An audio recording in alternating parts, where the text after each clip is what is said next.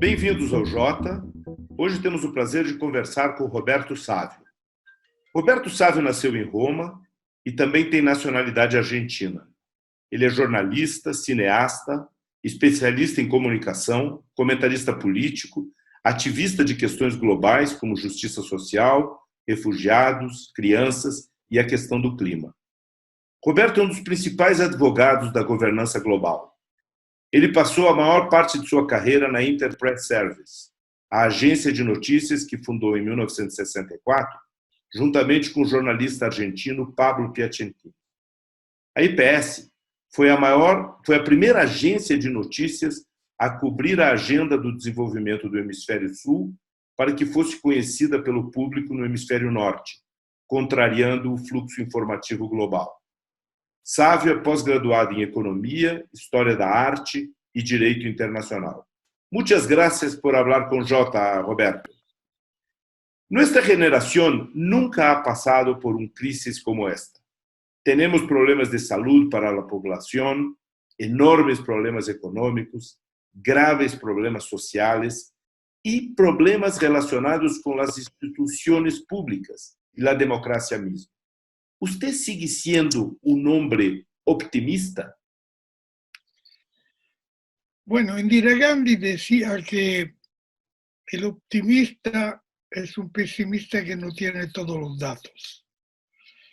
Y creo que en esta hay mucha razón, porque el optimismo es obviamente una manera de ver el mundo, y en este sentido soy muy optimista. Pero frente a la crisis actual veo con preocupación los próximos 2 o 3 años, en base a varias razones.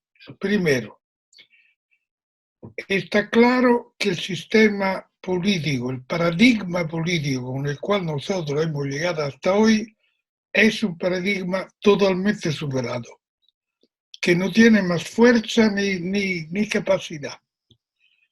Pero es un paradigma que tiene el poder de su lado, el status quo de su lado, y entonces es muy difícil que esto se cambie. Yo creo que va a haber un aumento de las desigualdades, un aumento de las brechas al interno de los países y a nivel internacional, y creo que esto no se va a poder contrarrestar en base a la clase política actual. Creo que es muy interesante ver que, por ejemplo, son desde la caída del muro de Berlín que todos sabemos el mercado es la única fórmula para solucionar los problemas. Y estamos tan convencidos de esto que hemos ido cortando los costes de salud, cortando los costes de educación, cortando los costes de investigación, cortando el Estado lo más posible para que no fuera el monstruo que sofocaba la iniciativa privada. Resultado, hoy tenemos en todo el mundo empresas grandísimas y pequeñas que recurren al Estado pidiendo ayuda. Entonces, ¿cómo funciona esta historia de que el mercado lo solucionaba todo? Cuando llegue el momento de una crisis verdadera, todo el mundo pide que el Estado vuelva a tener una función central. En todo este tiempo hemos tenido gente que decía que el clima, la tragedia del clima era un hecho muy subjetivo, que no teníamos datos. Hoy, cuando veo que, por ejemplo, en Roma, el 65% de las emisiones han desaparecido, en Europa el 40% de las emisiones tóxicas han desaparecido.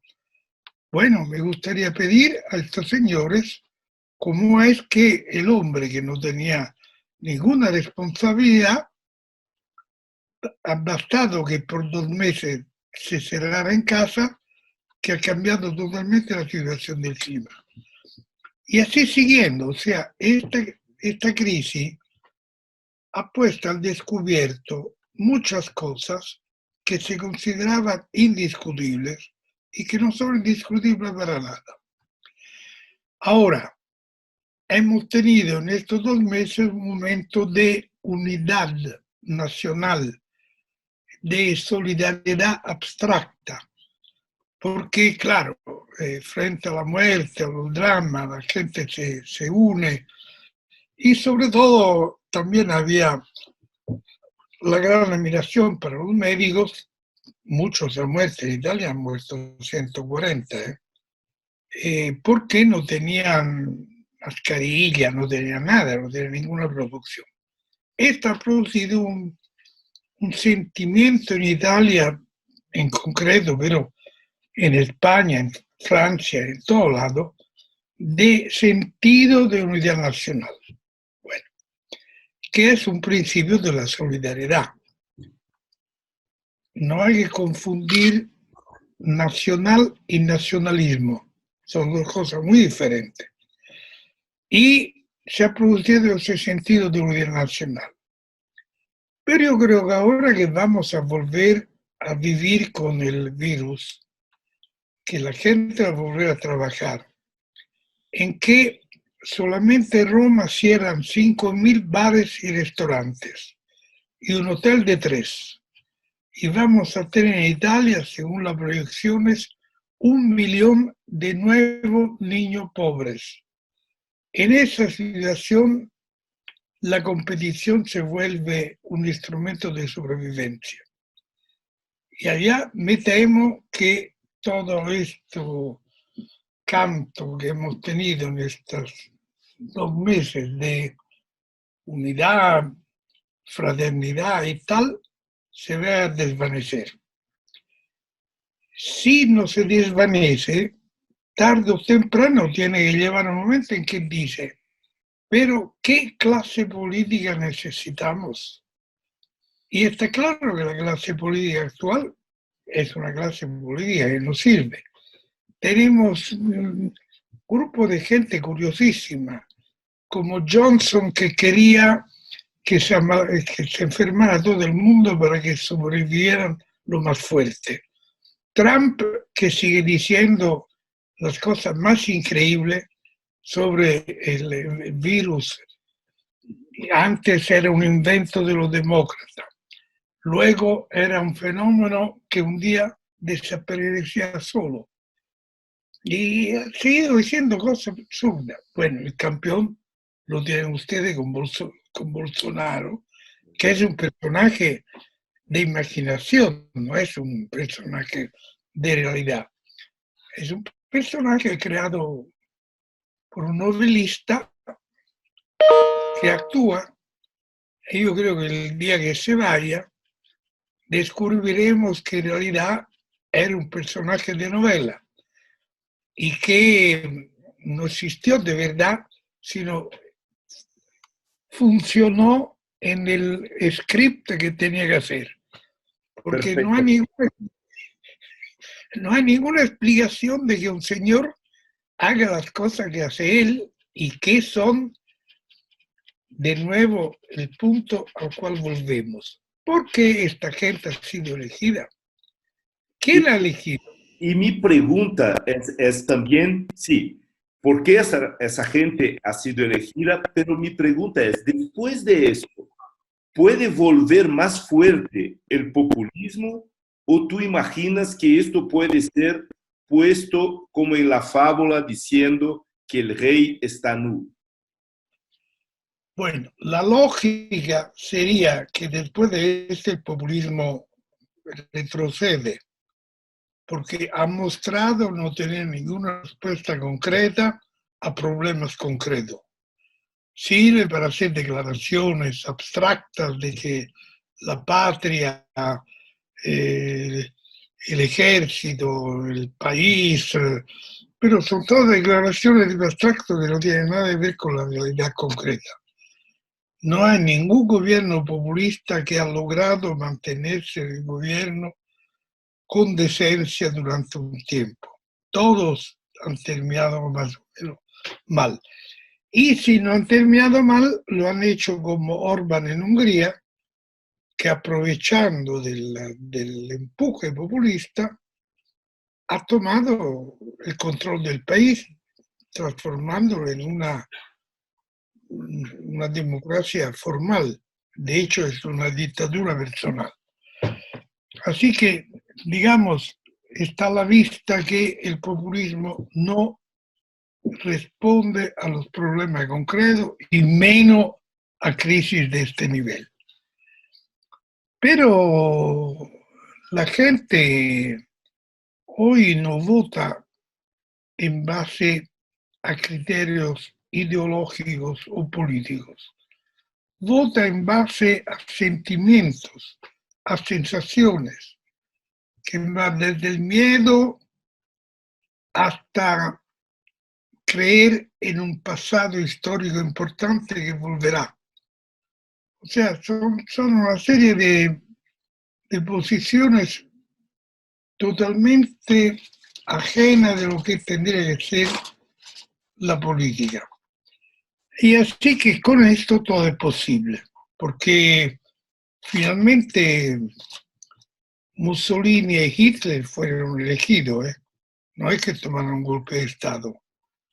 Y si hubo suficiente gente para elegirlo, especialmente Alemania, que en esta época era el país más civilizado del mundo, que el país con la mayor cultura, la mayor capacidad de música, de arte, de investigación de ciencia, elija Hitler, bueno, es una cosa que es bastante preocupante.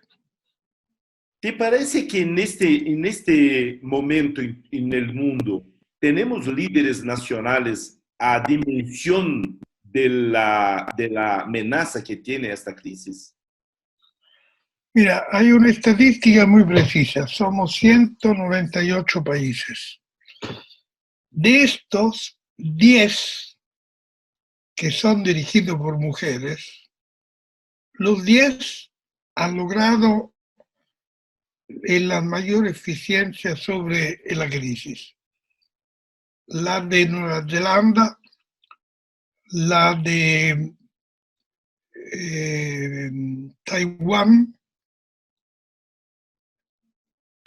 la de Finlandia, la de Dinamarca, bien que mal son la Merkel también. Bueno, digamos que la impresión que yo tengo es que el testosterone unido a los sentimientos ha provocado una caída de la lógica política. Porque los políticos hoy son todos buenos mozos, simpáticos, vacíos de contenido, pero saben cómo comunicarse con la gente. Su trabajo es estudiar los Gallup y actuar según los Gallup. Pero no hay nadie que tenga una línea que se pueda decir, esta es una línea que va hacia allá. Macron, que es más inteligente y más pulido de todos, es uno que zigzaga también continuamente porque se mueve en base a los sondeos. Entonces, yo creo que tenemos una clase política totalmente insuficiente para lo que se necesita y desgraciadamente yo no veo cómo vengan cambio, a menos que no haya una posición muy firme de la gente que pide cambios políticos, pero esto significa tener conciencia política para pedir cambio. ¿Y qué cambio? ¿Y qué conciencia? Y hoy, por ejemplo, los jóvenes no votan más. Los jóvenes han dejado de votar. Y eran ellos los que llevaban siempre el intercambio generacional. Hoy han salido del ascensor. Hoy ellos se vuelven a la casa, abren el PC, entran en su mundo virtual que han creado medidas para ellos, donde se juntan con la gente que la piensa como ellos, no abren nunca posiciones de otros, y en lugar de ser una vida en un mundo real, es una vida en un mundo virtual. Y cuando uno entra en un mundo virtual, bueno, la democracia pierde una fuerza. Yo te pregunto, porque lo que estás diciendo me parece que también la globalización, el proceso de globalización que hemos vivido en los últimos 20 años, un poco más, en Europa mucho más que eso. ¿Te parece que eso todo está en vías de tener un giro? Mira, nosotros en realidad hemos tenido una globalización que ha venido con una fuerza espantosa. Porque la globalización es un hecho normal de la realidad. Los países más se modernizan, más comercian, más cooperan y tal. Pero lo que vino fue que la caída del muro de Berlín fue vista por los ganadores no como una victoria política, sino como una victoria histórico-ideológica, donde el comunismo había fracasado y ahora era tiempo de usar el capitalismo en toda su fuerza. Entonces se inventó el consenso de Washington, poco después de la caída del muro de Berlín, en el cual estaba el Fondo Monetario Internacional, el Tesoro Americano y el Banco Mundial, lo cual prescribieron una receta muy sencilla: reducir al máximo el Estado para que no estorbe el sector privado. Con el resultado de que desde la caída del muro de Berlín hemos ido a una globalización de una fuerza tal que si uno iba a una conferencia y hablaba de Keynes, no de Marx, de Keynes, te tomaban como trotskista. A mí me ha pasado muchas veces. Y yo, que nunca he sido trotskista, me quedaba muy sorprendido de este tipo de reacción. Por otro lado, la Thatcher decía, there is no alternative. Tina. Reagan, que fueron los que coincidieron con este proceso. Reagan quería cerrar el Ministerio de Educación, quería cerrar el Ministerio de Salud, quería privatizar todo. Finalmente no lo pudo hacer porque los sindicatos, una serie de cosas. Pero su punto original era eliminemos todo lo que se puede del Estado. Los republicanos llaman al Estado the beast, la bestia, damos a comer a la bestia. En estos días los republicanos están dando a comer a la bestia un 15% de presupuesto nacional. O sea, es muy curioso cómo los republicanos ahora se hayan convertido no en keynesiano fanático. Bueno, esta es la vida en la cual vivimos. Entonces, allá con el 1983 nos han educado a todos a la competición, a la ganancia y al provecho. Digamos que los historiadores dicen que hay dos mecanismos que cambian la historia. Uno es la codicia y el otro es el miedo.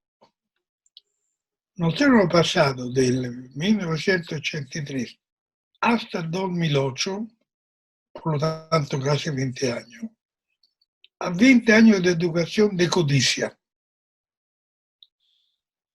Y en 2008, con la crisis económica que ha habido, ha nacido la paura.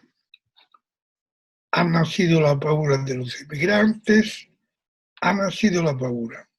Antes del 2008 no había ningún país que tenía un partido populista. El único era la Francia. Después del 2008 nace el Partido Populista en todo lado, por el miedo. Y entonces ahora venimos de un periodo de 20 años de miedo y 20 años de codicia.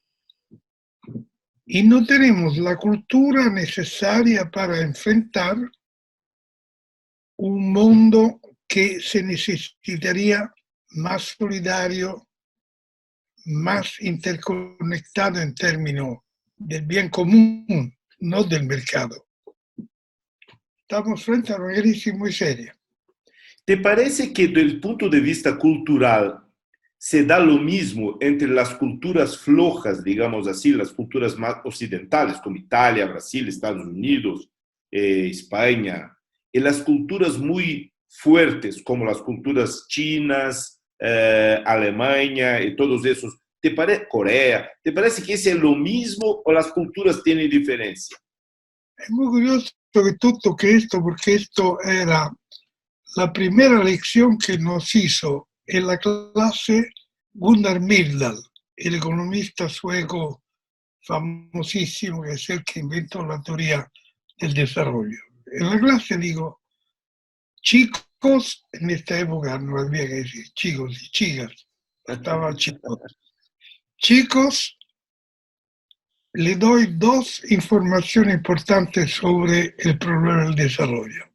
El primero, todo círculo, si uno lo acaricia, se vuelve rabioso o vicioso.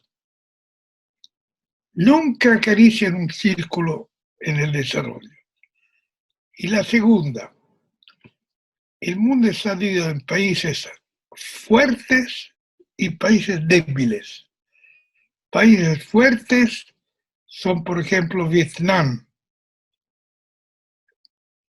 Y sacó una teoría sobre los países confucianos. Había una disciplina un rigor ético más fuerte y que esto le permitía competir mucho más cuando se necesitaban sacrificios. Y es así, porque yo veo, en Italia se ha caído el puente di Genova, que era un puente importantísimo para el tráfico.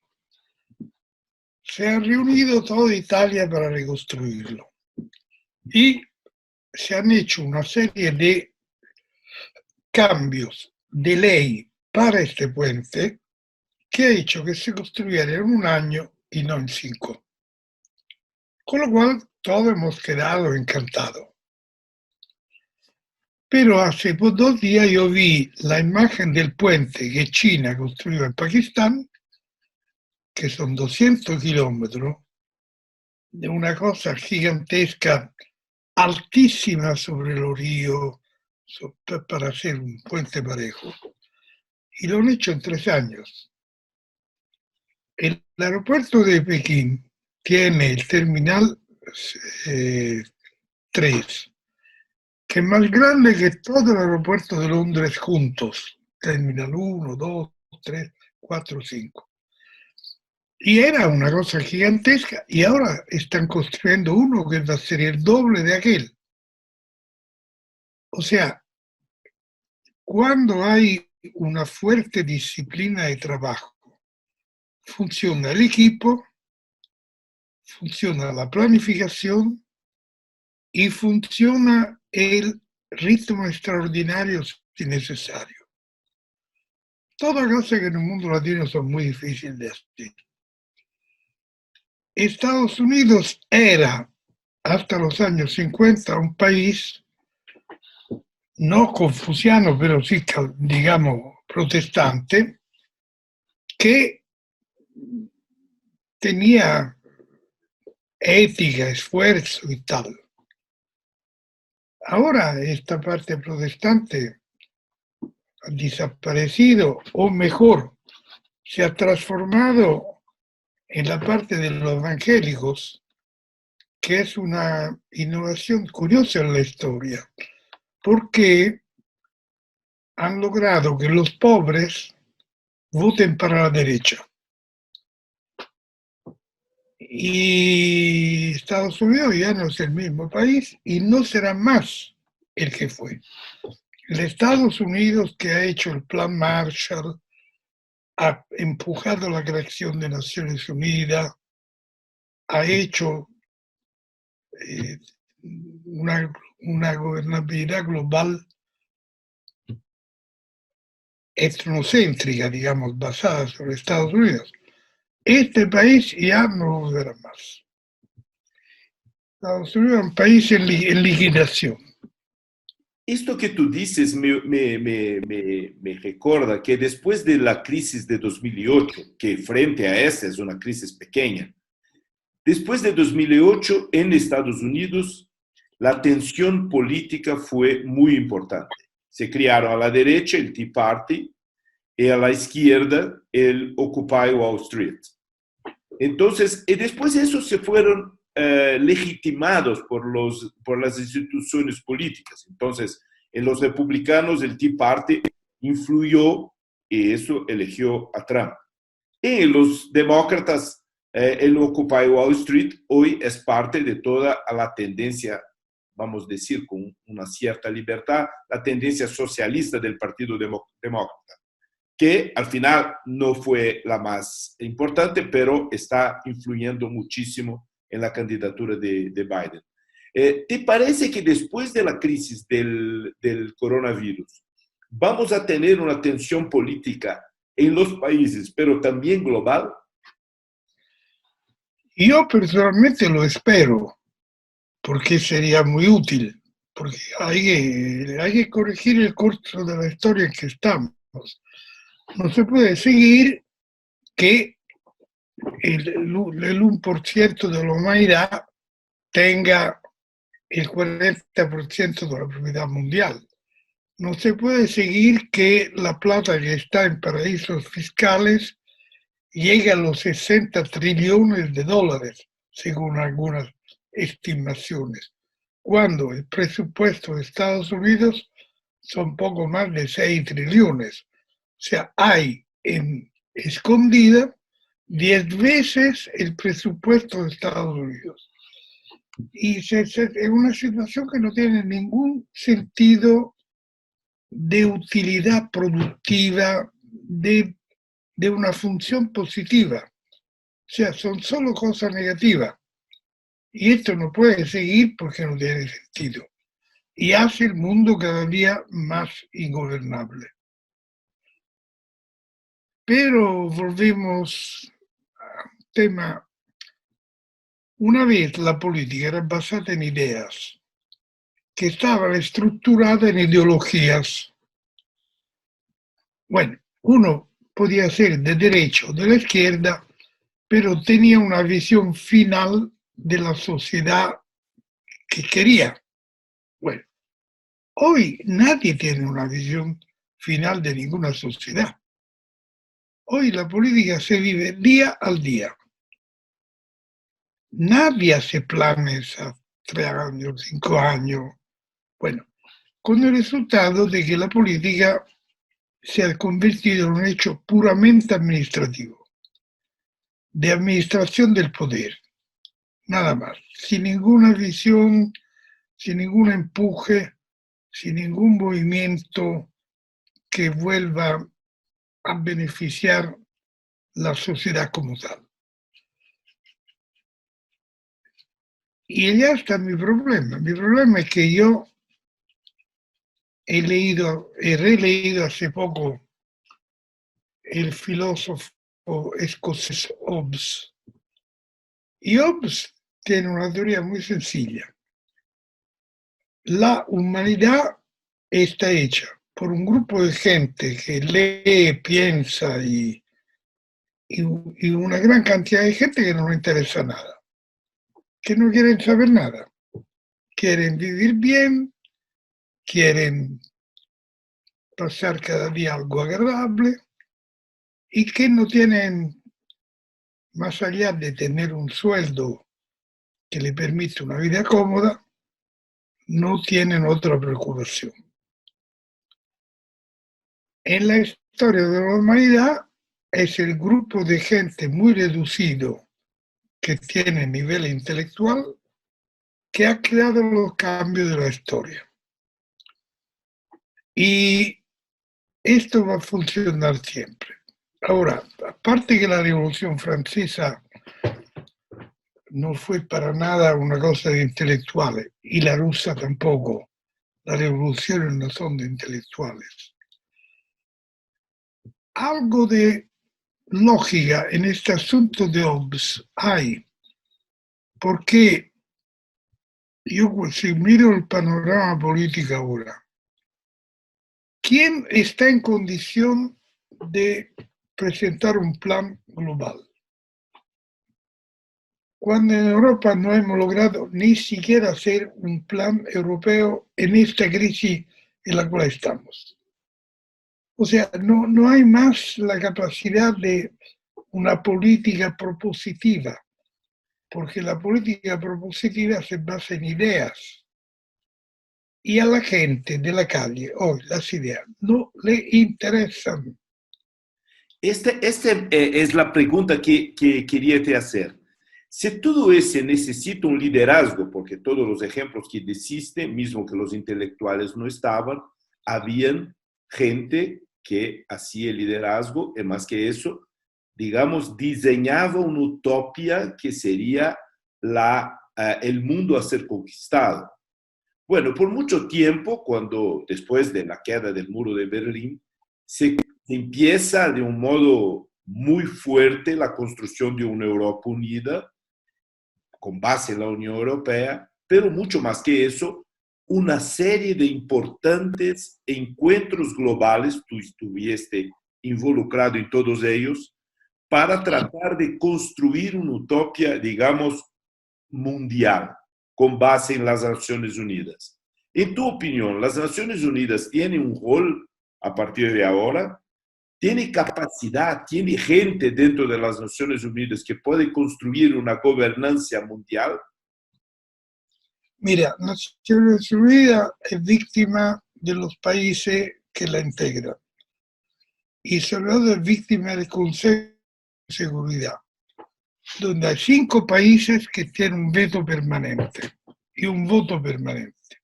Estados Unidos, Rusia, China, Francia, Inglaterra. Estos 5 países que eran los vencedores de la guerra tienen este puesto privilegiado en el sistema. Y de hecho son ellos que deciden lo que pasa, porque el voto de la Asamblea General no tiene valor. Y el voto del Consejo de Seguridad, si algo va mal, un país pone un veto y se termina todo. Esta Naciones Unidas, construida de esta manera, que en ese momento fue brillante, pero hoy es totalmente absurda, es una Naciones Unidas que ha pasado por 3 fases. Fase 1, la creación, donde todos los países que habían visto la Segunda Guerra Mundial querían evitar una vuelta a otras guerras. Y por eso se crea el Consejo de Seguridad, que es responsable de la seguridad del mundo. Lástima que los 5 países miembros del Consejo de Seguridad vendan el 88% de los armamentos del mundo.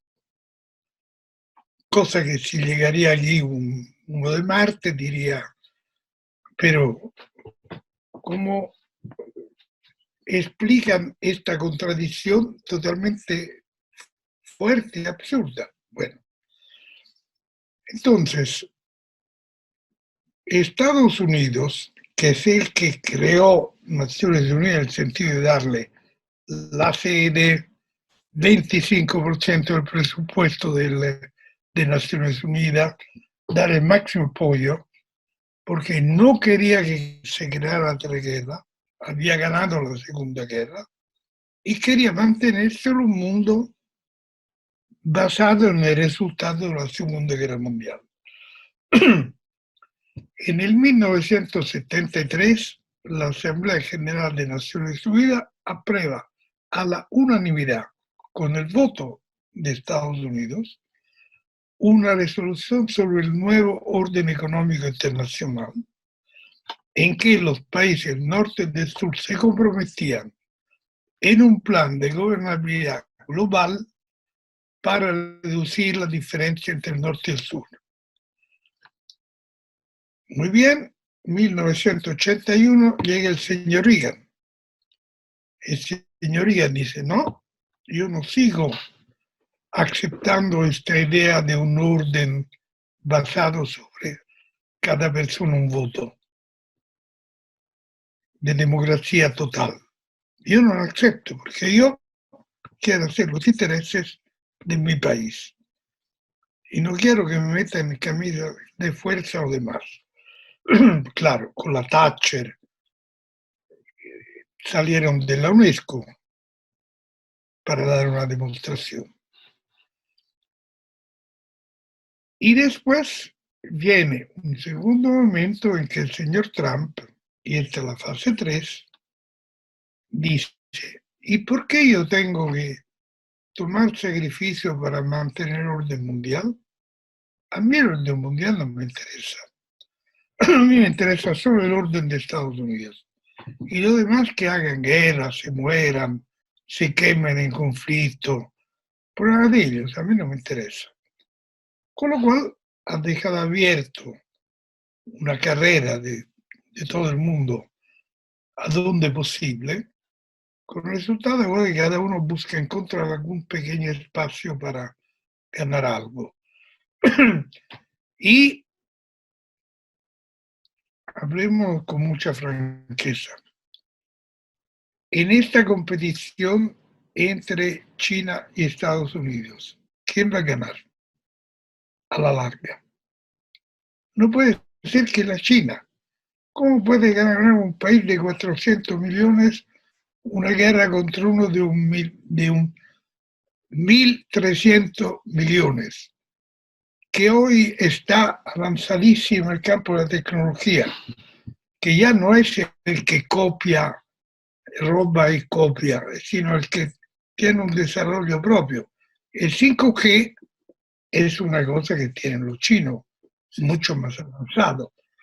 Entonces, estamos en todo esto porque un señor convencido que Estados Unidos es el más grande ejército del mundo, cosa que es cierta, piensa que él puede hacer guerra con cualquiera y ganarlas. Y está muy equivocado.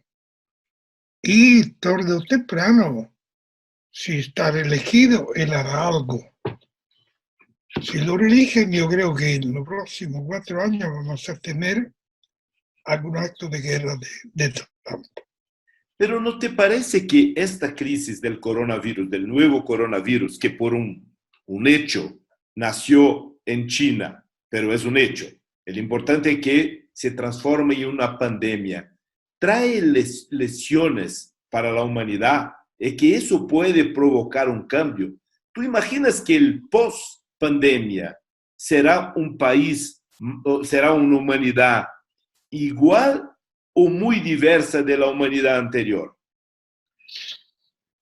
Volverá lentamente a recuperar el tipo de espacio en que estaba, pero va a cambiar, porque la crisis nos abre una serie de problemas urgentes. Primero vamos a tener por lo menos 20 millones más de desempleados en el mundo, según las Naciones Unidas. Y la solución va a ser subir la robotización para ahorrar.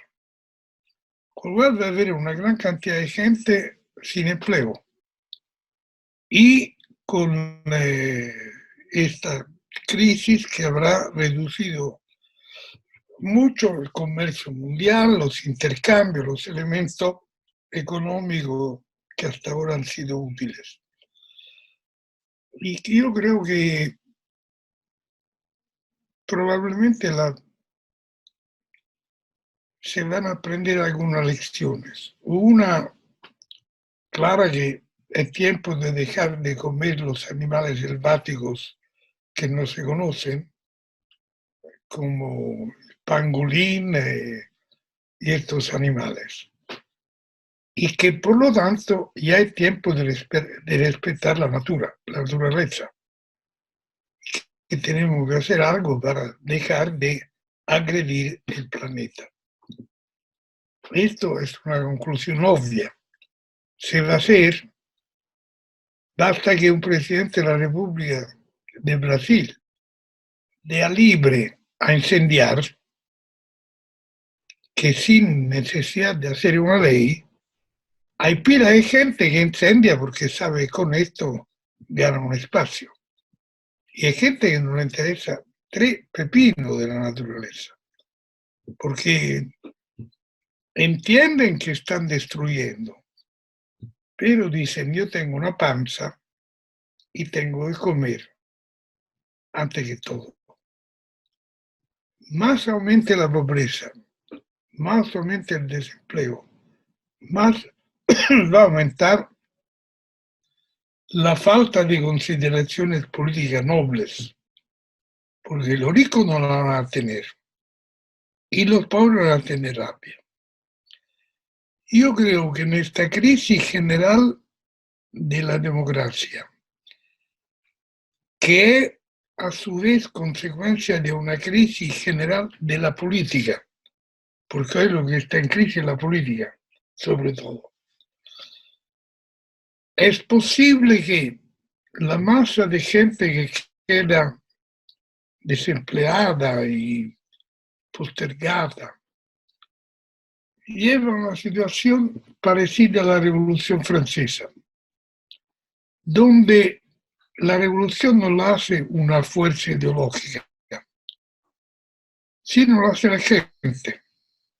La hace la gente porque no puede más. Esto fue la lección de la Revolución Francesa.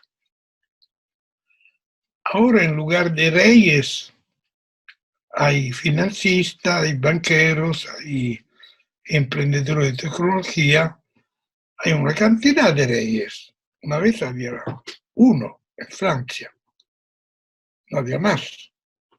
Ahora hay más rey, Bill Gates o Jeff Bezos.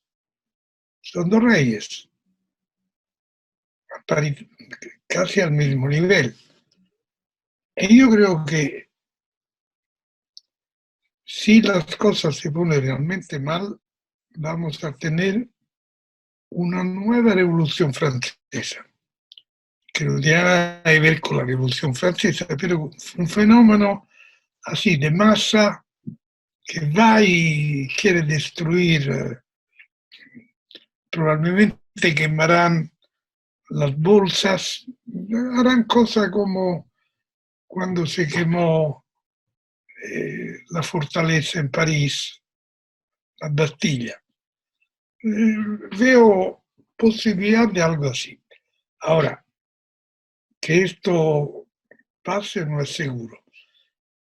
Pero si seguimos con una política incapaz de enfrentar la realidad, incapaz de acomodar a la gente que se queda fuera, llegará el momento que esta cuerda se rompe.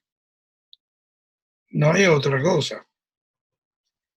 Esto que tú dices es muy interesante porque una de las discusiones es que el capitalismo ha hecho, ha pensado su rol a lo largo del tiempo no muy largo, con escuelas nuevas que crearon lo que hoy llamamos el neoliberalismo, la escuela de Viena, la escuela de Chicago, que son escuelas que... Pero la izquierda no ha hecho lo mismo. Tú no tienes un nuevo marxismo, tú no tienes una nueva izquierda que se proponga una utopía para enfrentar el neoliberalismo. ¿Qué te parece esto? La izquierda ha perdido su identidad y su espacio cuando ha llegado la ola de neoliberalización, y la izquierda, en lugar de ponerse en contra, ha dicho, la globalización es imparable, así nosotros la vamos a usar para abarcarla. La teoría de Tony Blair, nosotros vamos a dar una cara humana a la globalización. Con el resultado que los obreros se han ido de la izquierda y votan a la derecha. Y la izquierda hoy no sabe cómo recuperar su espacio. Y, por ejemplo, en Roma, la izquierda la votan los partidos, los barrios burgueses, la gente de clase media, pero no los obreros. Es fantástico, pero cambiando un poco de la parte, digamos, de clase para la parte un poco más geográfica. Usted es un apasionado por la América Latina, siempre fue, ha tenido relaciones con los más importantes dirigentes de la región por toda la vida. ¿Qué visión tienes tú hoy sobre la América Latina? ¿Cómo está puesta la América Latina en este espacio de tiempo que estamos viviendo? América Latina tiene un problema gravísimo, que es la incapacidad de encontrar sistemas de cooperación interno. Este es un negocio incomprensible. ¿Por cuál misteriosa razón hoy la gente en Bolivia sigue hablando de los próceres de la guerra en contra de Chile? Y en Chile siguen hablando que no hay que salir al mar de Bolivia porque perdió la guerra. O sea, estamos todavía en América Latina en el siglo XIX y no se ha avanzado. Es incomprensible cómo una región que tiene varias bases culturales comunes, un idioma común, porque el portugués y el español son dos idiomas que se pueden muy fácilmente asimilar. Son los dos idiomas más cercanos que haya. Bueno, no hay nada que hacer, no se avanza. Se crean instituciones que después desaparecen. ¿Cuántas instituciones regionales se han creado en América Latina? Miles. 6, 7, y ninguna de ellas funciona. Entonces, hasta que América Latina no supere esta historia de los próceres, de toda esta historia de un mundo antiguo, y se ponga a pensar en el día de hoy, no vamos a avanzar. Porque no se puede con países, parte Brasil y México, países, algunos de 800.000 habitantes, crear un mercado competitivo internacional. Esto lo entiende hasta un niño de escuela, pero no se hace. Entonces, hasta que no se haga un sistema de integración económica que permita de multiplicar por 10 los índices de producción nacional, de exportación y de comercio, América Latina sigue muy dependiente del norte y no genera un círculo económico que permita hacer inversiones internas. En América Latina las inversiones tienen que venir casi todas de afuera, porque el país no tiene recursos para hacerla él. Entonces es una situación totalmente descabellada, que está tan clara, que yo no sé, es una cosa que toda la vida cuando he viajado he encontrado presidente de la República, siempre le he pedido por qué, y nunca nadie me ha dado una respuesta seria. Todo el mundo ha dicho, bueno, estamos con esta aspiración, pero complicado, hay que hacer negociaciones muy complejas. O sea, la gente no me ha contestado, no me ha dicho. La verdad es que nosotros no queremos integrarnos porque tenemos nuestros parlamentos, nuestra estructura pública y la integración no reduce estos puestos, que son los puestos con los cuales nosotros hacemos política, contratamos gente y tenemos la relación con el país. Insomma, también es un problema de la política. Sabio, tú eres uno de los más importantes intelectuales del mundo que trabajó sobre el tema de la comunicación como instrumento del desarrollo. Eh, Tuviste batallas que son fantásticas, podríamos pasar el día hablando de ellas. ¿Te parece que la comunicación está cumpliendo durante la crisis del coronavirus un rol importante? Además de eso, ¿los medios están No, tratando bien el tema? no, por tres razones. La primera porque los medios han dejado de ser negocio y entonces luchan para sobrevivir, porque y para sobrevivir toman temas siempre más frívolos o más impactantes, con lo cual hay mucha circulación de fake news en los diarios porque atraen a la gente más que un artículo serio. Hay una decadencia del nivel de la información terrible. Segundo, hoy para escribir de tema preciso habría que tener cierta especialización. Una vez en el periodismo estábamos especializados. Había uno que se ocupaba de política internacional, uno que se ocupaba. Hoy esta especialización se está reduciendo porque el diario utiliza a la gente lo más posible. Entonces uno escribe un poco de todo. Y esto no es otro elemento de baja de nivel de la calidad. Y el tercer problema es que aquí estamos frente a una crisis y a una enfermedad de que no se sabe nada. Y inclusive los científicos no saben bien. Entonces los mensajes que se dan son mensajes que cambian continuamente según el que hable. Y esto aumenta la incertidumbre de la gente y los problemas de la falta de una comunicación que dé seguridad, que dé certeza, que dé imagen de un futuro.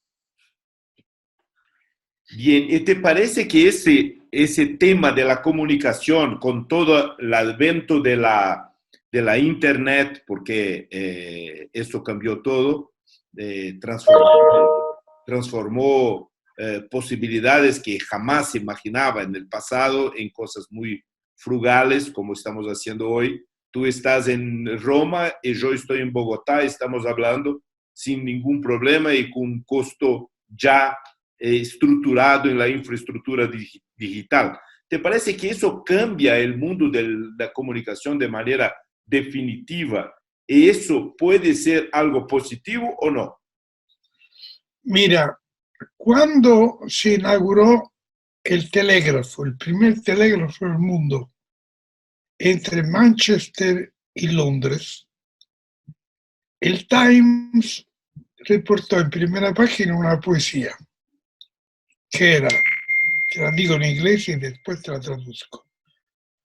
Through the wire the message came, was not much or better, was very much the same. O sea, le impresionaba en esta época que al llegar una información, esta llegaba tal como había salido, porque hasta entonces la gente contándose las cosas cambiaban dramáticamente. Bueno, yo creo que estamos en lo mismo. Nosotros tenemos un sistema de tecnología sumamente avanzado, pero la usan los hombres. Y los hombres, esta tecnología que era fundamental porque permitía que uno hablara entre Roma y Bogotá, cosa que antes no era posible, mirándose gratis, es utilizada no de la manera que nosotros esperábamos, que era de crear una democracia global con gente que participaba, sino ha creado una serie de pequeños pozos donde uno entra dentro. Entonces, por ejemplo, en Italia, uno que hace el fan de la Roma, habla solo con la gente de la Roma. Lo de la Lazio, hablan solo con la Lazio. Y si se encuentran, se insultan. Y es lo que pasa con la política. Pasa con el sport, pasa con todo, porque, repito, hoy estamos bajo sentimientos humanos tan fuertes que se ha puesto de vista, se ha perdido la lógica. Así que toda esta estructura de comunicación cambia porque permite la comunicación infinita, pero no ha creado una mayor capacidad de diálogo. La comunicación es también diálogo, sobre todo, a diferencia de la información. La información era vertical, la comunicación horizontal y permite un diálogo que la información no permitía. Pero este diálogo está desapareciendo. La gente se pone cada uno, estoy con Mario, me pongo con Mario y vivo con Mario. Y nos hablamos, nos vemos y está perdiéndose de vista el diálogo. Hoy diálogo es muy poco. Es verdad. Sabio, podríamos nos quedar hablando por un día que es fantástico, maravilloso. Yo te agradezco muchísimo, pero no quería terminar antes de te hacer una pregunta muy personal. ¿Cómo tú estás viviendo ese tiempo de aislamiento social? Muy bien, porque yo el día 8 de marzo, que se proclamó el lockdown, o sea, se proclamó de cerrar todo. Yo esta misma mañana tomé un coche y me vine aquí en el campo, en Casa Prota, pueblo de 400 habitantes, a 500 metros, donde yo estoy en una casa muy cómoda, muy grande, no tengo ningún vecino. Cuando, por ejemplo, ahora me voy a ir al pueblo a comprar el diario, es un paseo de 2 kilómetros, cosa que hace bien a la salud. No, nunca estuve restringido, siempre me pude mover alrededor de la casa, el jardín, así paseo por kilómetros. Así que lo he pasado muy bien porque he resuelto el primer día que esto era una vacación.